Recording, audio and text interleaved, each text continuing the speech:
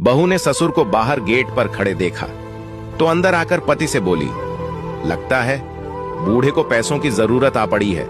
तभी मुंह उठाए बेटे के पास चला आया है। अपने पेट का गड्ढा तो भरता नहीं, अब घर वालों का कहां से भरोगे। पत्नी के जले कटे वचन सुनकर भी वह चुपचाप दरवाजा खोलने चला गया। पिता के झुककर पैर लगा तो उन्होंने हमेशा खुश रहो का आशीर्वाद दिया। पिता उसके साथ भीतर आते हुए बोले, बहुत कमजोर हो गया है, बीमार है क्या? वह बोला, नहीं बापू, मौसम बदल रहा है ना, इसलिए थोड़ा वजन कम हो गया है। फिर उसने कमरे से खटिया निकालकर छोटे से चौक में रख दी। बापू खाट पर बैठकर इधर उधर देखने लगा। फिर बोला, बच्चे स्कूल गए होंगे शायद?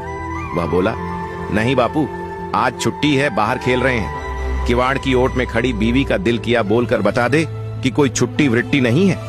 फीस न भर पाने के कारण स्कूल वालों ने उन्हें स्कूल से निकाल दिया है। मगर बड़ी मुश्किल से उसने खुद को चुप रखा। इतने में बाहर से आकर दोनों पोते और पोती दादा के गले लग गए। दादा उन्हें प्यार करने लगे। जेब में से मूंगफली की मुट्ठी भरकर दोनों बच्चों को देने लगे। बच्चों के शरीर पर पुराने और टांके लगाए हुए कपड़े देखकर बाप से बेटे की हालत छुपी न रह सकी। बाप पढ़ा लिखा नहीं था, मगर आंखों से दुनिया देखी थी। वह सब समझ रहा था। बहू चाय बना लाई थी। ससुर पहला घूंट भरते ही समझ गया कि ये नेचुरल दूध तो बिल्कुल नहीं है। बेस्वाद चाय के 2 घूंट भरकर बाकी बची चाय कप में ही छोड़ दी और कप को खाट से नीचे रख दिया। फिर बेटे को पास बुलाया तो वह घबराता हुआ सा बाप के पास आकर जमीन पर ही बैठ गया। मन से आशंकित था कि बापू पैसे न मांग ले। न बच्चों की फीस भर पाया था, न बिजली का बिल, न पत्नी की दवाइयों के लिए पैसे जुटा पा रहा था। 3 महीने का मकान का किराया भी बाकी चल रहा था। वह अनमना सा होकर बापू के मुंह की ओर देख रहा था। उधर पत्नी सारे काम छोड़कर किवाड़ की ओट कान लगाकर खड़ी थी कि बुढ़ू कितने रुपयों की मांग करता है। अगर पति से ठीक से जवाब न दिया गया तो वह खुद जवाब देगी।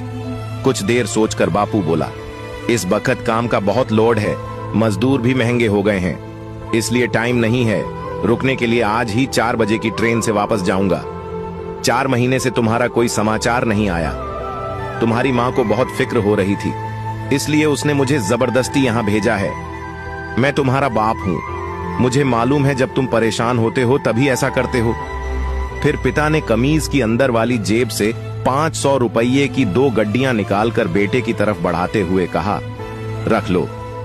चने की फसल अच्छी गई थी, घर में किसी प्रकार की कमी नहीं है, सब मजे में है।